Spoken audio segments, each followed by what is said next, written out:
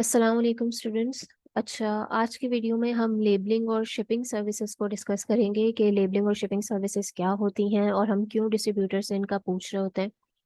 तो labels basically क्या होते हैं कि अमेज़ॉन ऑब्वियसली इतनी बड़ी मार्केट है, इतने सारे होलसेलर्स होंगे जो अमेज़ॉन पे होलसेल कर रहे हैं, ठीक है। और वो अपनी इन्वेंट्री अमेज़ॉन के वेयर हाउसेज में पहुंचा रहे होते हैं। तो अब वो आपका एक एक प्रोडक्ट खोल कर नहीं देखते कि आपने वही प्रोडक्ट भेजा है या नहीं भेजा। वो सिर्फ मशीन्स के जरिए चेक कर रहे होते हैं। और वो क्या कर रही होती हैं, वो सिर्फ लेबल्स को स्कैन कर रही होती हैं। तो लेबल्स आप लोगों ने कैसे जनरेट करने होते हैं कि आप अपने सेलर सेंट्रल से लेबल्स जनरेट करते हैं जब आप शिपमेंट प्लान बना रहे होते हैं। एक होता है प्रोडक्ट लेबल जो हर प्रोडक्ट पे लगते हैं, और एक होता है पैकेज लेबल, ठीक है, जो पूरे आपकी जो पूरी इन्वेंट्री आ रही होगी, जो उसके बॉक्सेस होंगे, जो पैकेज होंगे, उसके लेबल्स होते हैं। तो वो अमेजोन वेयर हाउस में स्कैन किए जाते हैं, ठीक है, और आपकी इन्वेंट्री को पहचानी जाती है कि ये इस सेलर की इन्वेंट्री है। अमेजोन लेबल्स दिखते कैसे हैं, मैं आप लोगों को दिखा दूं। तो ये एक एग्जांपल है। अमेजोन लेबल्स आपको ऐसे दिख रहे होंगे जिसमें बार कोड लिखा होगा प्रोडक्ट का, एसकेयू मेंशन्ड होगा, और अगर तो बॉक्स लेबल है तो क्वांटिटी भी मेंशन्ड होगी। तो ये होते हैं लेबल्स। अब लेबलिंग सर्विसेज क्या होती हैं कि ये जो लेबल्स हैं, ये आप जब जनरेट करके देंगे अपने डिस्ट्रीब्यूटर्स तो क्या वो डिस्ट्रीब्यूटर्स इन लेबल्स को आपके प्रोडक्ट्स पर लगाकर, आपकी पैकेजिंग पर लगाकर आपको शिपिंग सर्विसेज भी दे रहे होंगे, यानी आपका जो अमेजोन वेयर हाउस है जहाँ पर, वहां तक आपको पहुंचा रहे होंगे आपके प्रोडक्ट को, या नहीं।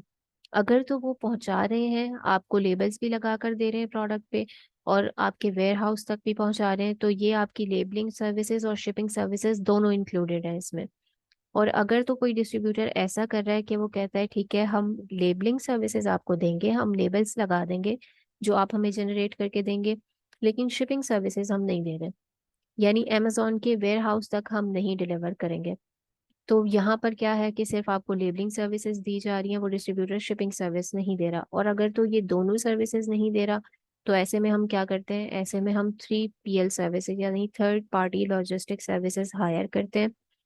हम पूछते हैं एफबी ग्रुप्स वगैरह में या जो काफ़ी सारी वेबसाइट्स पर हम third party services logistic services को ढूंढते हैं और उनसे कांटेक्ट करते हैं कि क्या वो हमारे प्रोडक्ट्स पर हमें ये सर्विसेज देंगे, हमें लेबल्स लगाकर, और हमें शिपिंग सर्विसेज देंगे, वेयर अमेजोन वेयर हाउस तक पहुंचा देंगे हमारी प्रोडक्ट्स। तो ये होती हैं लेबलिंग और शिपिंग सर्विसेज। थोड़ा सा रिपीट कर लेते हैं इसको। अगर मैं एग्जांपल दूं तो आप लोगों ने ऑनलाइन शॉपिंग की होगी, तो आप लोगों के पैकेजेस पर भी लेबल्स लगे हुए आ रहे होते हैं। वो लेबल्स किस लिए होते हैं? जिस कंपनी की तरफ से आपका पैकेज आ रहा है, दराज की तरफ से आ रहा है, ठीक है, वो आगे किसी कुरियर सर्विस को देंगे, वो कैसे पहचानेंगे कि जी अच्छा इनका पैकेज है, इनकी तरफ से है और यहाँ तक पहुँचाना है। तो वो लेबल्स इसीलिए होते हैं कि सारी इंफॉर्मेशन उस पर मैंशनड होती है।